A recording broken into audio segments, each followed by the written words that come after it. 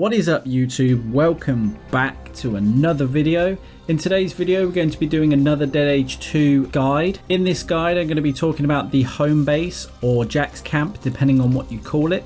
Now I'll be breaking down each individual room, going through what each room does and giving my opinion on what I think is the most important to the least important. So as you progress throughout the days, you can choose on what you want to do first and then what you can do later on as well. So without further ado, if you're ready, I'm ready, let's do this. So like I said, these are based on my opinions. Now depending on what kind of run you are doing will depend on what rooms go first. So whether you're doing a gun run, whether you're doing a no gun run, or depending on what rooms go in what order. But I'm just going to base this on the basic run that most people will be doing. And like I said, give my opinion on what I think should go first. To start off with, we have the Cantina.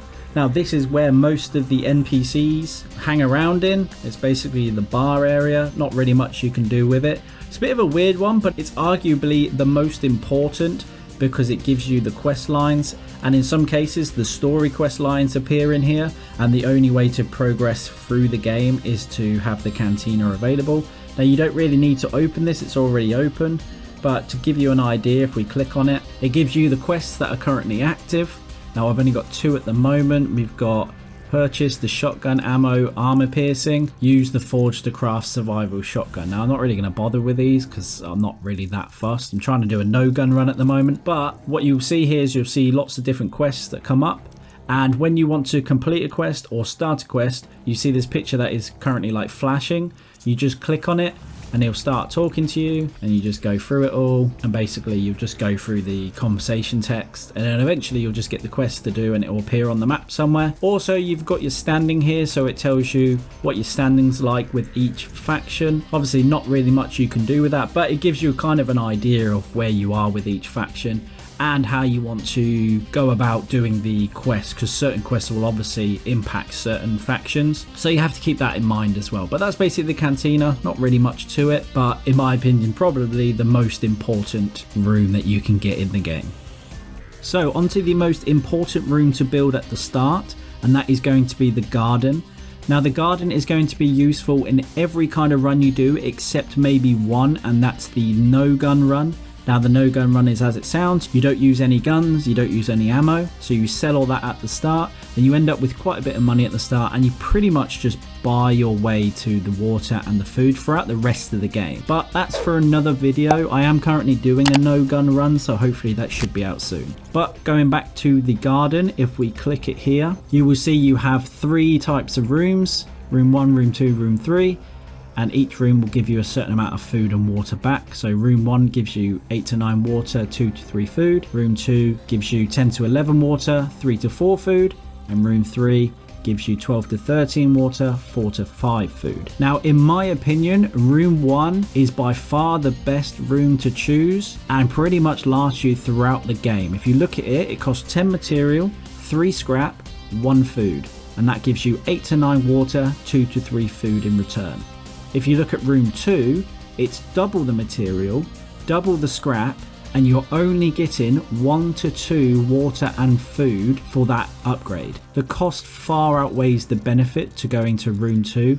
So I would suggest just sticking with room 1 at the start. That's lasted me the whole entire game, so I can't see why it wouldn't last you. Just stick with room 1, don't even bother with room 2 and room 3. If you've got loads of material and scrap later on in the game, then obviously by all means go for it. But to start off with, just stick with room 1 and you'll be absolutely golden. Now depending on what kind of run you are doing will depend on what room is the second most important. If you're doing a no gun run, then the most important will be the outfitter room. If you're doing a gun run, then the smithing table is going to be the second most important room. Reason for that is if you're doing a gun run, ammo tends to be the first resource that you run out the most. If you have more than one character that is using the same weapon, that ammo will run out very quickly. You don't start off with much and you don't find much as you're going along. After day 7 or 8, you tend to find a lot more because the map's more open, you found more things, so you tend to find a lot more ammo. But at the start, ammo tends to be very scarce and you end up running out of it very quickly. So for that reason, I would say the smithing room is the second most important room to build. Now if we click the smithing room, as you can see, we have 3 rooms again. Room 1 gives you basic ammo, room 2 gives you anti-personnel ammo, and room 3 gives you armor piercing ammo. To start off with, just stick with the basic ammo. There is no reason to go to the armor piercing or the anti-personnel. I've completed the game with just basic ammo. It does make it a little bit more difficult, but at the start, for resources and just as a beginner, absolutely stick with the basic ammo. It will do you absolutely fine. Like I said, I have completed the game with basic ammo, so it's doable. So just stick with the basic for now. You've also got the option of getting hunter ammo and engineer ammo, so bring your dogs out, your grenades, your turrets, all that kind of stuff. Now the best value for money or resources, depending on which way you're looking at it, will be the pistol ammo. 4 material, 4 shells for 50 bullets, very good deal. Shotgun's pretty good as well. It's a little bit more expensive on the material, but still very good for 50. Rifle ammo, as you guys know if you watch my weapons guide, which I will leave in the top right, you will know I absolutely hate rifles. I think the cost far outweighs the benefits to use them, especially at the beginning, because they will just shred your resources very quickly. So for now, I would say just forget rifles, stick with your shotguns, stick with your pistols, and you'll be absolutely fine. Now, as I said, if you are doing a no gun run, then the outfitter is going to be the replacement for the smithing room. Now if we click on the outfitter, obviously because you're not going to need guns, you're not going to need ammo, you're going to have enough money to maybe buy some of these resources to make these items. Now again, you've got room 1, room 2, room 3. Depending on what room you have will depend on what quality of item you can make. It's highly unlikely you're ever going to have the materials at the start of the game, especially the military stuff, but potentially maybe the level 2 stuff as well. Due to the nature of the game at the start, it's very hard to find these sort of items. So stick with room 1. Stick with the level 1 items, they'll do you absolutely fine. Now the way that this normally works is, let's say you have a character that has points in the outfitter job. All you do is you click, so in this case I've got Sarah, you click on the item you want to make. So let's say we want to make gloves, you will click the gloves, and now depending on what level you have unlocked and what quality of item you've got will depend on what additional stat that you can add to the item. So at the moment we've got 3 defense, but if you go to the modifications, you can do aggressive, which has a high chance of increasing strength, low chance of increasing critical hit. Then you got the range modification, perception or power, tactical modification, high increased resistance, low increased chance to block, and a defensive modification, which is resistance and constitution. So you've got 4 additional attribute points you can add to the item. Now depending on what item you are making will depend on how many more attribute points you can add to the item. So it does benefit you going to level 3, but at the start of the game, I mean, to find heavy duty fabric, it's highly unlikely you're going to find that at the start of the game. So stick with level 1. Level 1 will be absolutely fine for you. It will do good resistance damage to the enemies. You do find a lot of these items throughout the game, but to start off with, if you can make some of these, and I think one of the quests is to make cloth trousers, so that does tick one of the quests off, and you get in return some resources to replace that. So like I said, level 1, pretty much level 1 across the board. Stick with level 1, make some items for your main characters, and you'll be absolutely fine. Now the next room that I think you should build was kind of a flip of a coin between the comm station and the medicine lab. But because we're at the start of the game and it's to begin with what rooms to build, in my opinion, I think you should go with the comm station. Now, the way that the comm station works, if we go inside it, is pretty much you have room 1, room 2, room 3, and depending on what room level you have, it will send out a scout to find a certain requirement that you have. So if we click this one, for example, this is room 1. Basically we can choose on what we want it to find out of these blank spaces. So these ones are obviously items of importance over here, but these ones, the places we've been, even the grey ones, sometimes they will show up, or not sometimes, they will show up with a new area of importance. So for example, if we wanted to find a medicine spot, we click a medicine spot and it would find somewhere around here a medicine spot, and so on for food. Now sometimes some of these items won't have any spots available, so there's quite a few here. So snacks, there's none available. Materials, there's none available. Scrap, there's 4 spots available in this area. or in this sort of vicinity, and then weapons and armor. So depending on what you're after, you can basically have another area of importance, so you've got more opportunity to get more resources back. And at the start of the game, that's potentially the most important thing. Later on in the game, it's not going to become that useful, mainly because you've pretty much explored the map and you've found everything that you need to. But at the beginning of the game, the reason that I'm choosing this is because of the fact that you can find more resources quicker. The medicine lab is very, very handy. The only reason, like I said, I've chosen the comm station over the medicine lab is because at the start of the game, resources are quite scarce, so you want to try and save as many resources as you can do. The medicine lab is perfect. It's what you think it is. Basically, you just make all your medical items in here. So for example, level 1, level 2, level 3 again, level 1 medkits, level 2 medkits, level 3 medkit. Each one restores more and more health points. You also have the attribute enhancers. So again, all three of these will restore your health 100%. But they will give you an additional point in one of your attributes. So that one's power, that one's strength, that one's constitution. And then you have the combat sprays, which, as you might have guessed, you'll just use them in a fight. You spray yourself, obviously restore some health points, but it also takes away some negative effects. So this one is a coolant spray, so if you're on fire, it takes away that fire, and so on and so forth. So they're all pretty handy. The only thing I would say, later on in the game, these ones become very useful, and also these ones.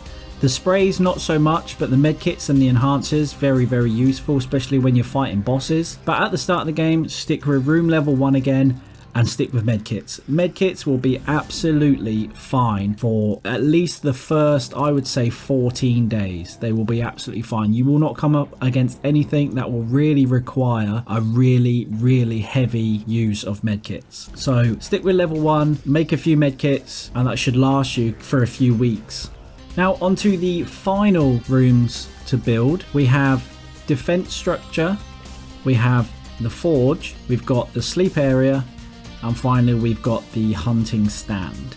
Now, just a quick one on the defense structure. I wouldn't worry too much about this because there's a quest line where you have to do the defense structure. It is very handy to make sure one of your characters is very, very high on alertness. So later on in the game, when you get attacked, because it will happen, the guard will be on guard duty and stop anyone from stealing stuff. You'll get into a fight like you normally would, but it will stop them from just being able to steal stuff straight away. But I wouldn't worry too much about this one. You have a quest line where you have to do this. You just have a guard stand on post. He uses 1 water, 1 food. Not really that big a deal. So don't worry too much about this one because you'll have to do it. But it is very important. I just wouldn't worry about it. Moving on to the forge. Now the forge is an interesting one. It has its benefits. The only thing with me at the start of the game, I just don't see the benefits outweighing the cost at all. The forge is as you think it is. You just basically make weapons like you do with ammo. You make weapons, and each weapon is a little bit better than the other. So you have level 1, level 2, level 3, room 1, room 2, room 3, and each weapon will do a certain amount of damage depending on which one you've got. Again, my weapons guide will go through each individual weapon and their base stats and everything, so again I'll put it in the top right for you to see. The only thing I will say with this is, don't get me wrong, the weapons are very good. Again, the cost just outweighs the benefit of them. I think at the start of the game, the basic weapons that you get is going to be absolutely fine. You'll be absolutely fine for the first couple of weeks. You won't really need anything too much heavier than that. And like I said, the extra damage that it doesn't make a whole lot of difference, so I wouldn't worry too much about it. When you have the materials, like right now I have absolutely loads of materials to make these, so I could potentially invest in them. But at the start of the game, I really wouldn't worry about investing in them too much. Focus on the ammo. That's the most important thing when you're going for a gun run, but obviously later on you can do whatever you want. You'll have the resources to do that.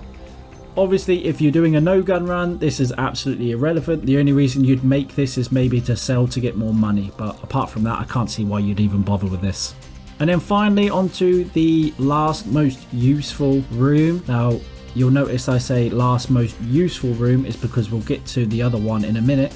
But we have the hunting stand. We click in here, basically like the garden. The only difference is you only get food from it. So level 1, 10 material, 3 scrap, 1 food, which I think is the same as the garden. You have a hunting stand, and in return you get 6 to 7 food. Quite handy, but again at the start of the game and quite a while into the game, even now there's no way I'm going to need the hunting stand. Later on, when you have more characters to look after, you will need the additional food, but at the start the level 1 garden will be absolutely fine for you. I wouldn't even worry about the hunting stand until much later on in the game, and at that point you'll be told when you need it. So final room we have is the sleep area. Now this is the most useless room in the whole game by far. So basically it regenerates your character's health. So you go out on a night run, you go out on a day run, you come back and you have half your health left. Level 1 will give you 50% health regeneration. So you'll pretty much get your life back, you'll have full health again, and you'll be ready for the next day. Level 2 gives you 65%, level 3 gives you 80%. Now, in my opinion, it's absolutely pointless going for anything else than level 1. There's just no point. 50% health regeneration is going to be absolutely fine for you. You can always top it up with a little bit of medical stuff if you need to, but I have not needed in any scenario, in every single run that I'm playing, even with the no gun run, I have not needed a level 2 or level 3 sleep area. There's little to no point in even wasting your material on it. So completely forget about the sleep area. It is literally just for resting your characters when they come back from a night or a day run, to get their health back up, and then you just go again. So absolutely ignore the sleep area. Unfortunately, it is the biggest room in the whole house, but it is what it is. So completely forget about that and just focus on the more important ones that I've listed already. And that's it, guys. That's the whole house done. We've done every single room. I've given my opinion on what I think are the best rooms to go for first. Now, like I said, it is going to be based on each individual run you do. So if you do a slightly different run, one of the rooms might be in a different order. But for the most part, the garden is the most important in pretty much every run. Even if you do a no gun run, I can still see an importance there for later on in the game when you get more characters to have to feed and water and that. But at the start, focus on the garden, the smithing table and the outfitter. Everything else I wouldn't really worry about. I wouldn't waste your resources too much. The comm station is quite handy, but because you're out and about, after about day 4 or 5, you pretty much don't really need the comm station because you'll have a lot of areas of importance to go check out already. And as you're going around fighting people, you'll also come across other NPCs and you can haggle and threaten your way to more information, and then you found even more areas of importance, and it just goes on from there. Basically, the map is huge. As you can see, it's absolutely huge, so don't worry about not being able to find stuff. You will definitely find resources everywhere. I could do a night run here and get some clothes, materials, 2 waters and some food. You're absolutely laughing at that point. So don't panic too much on building stuff.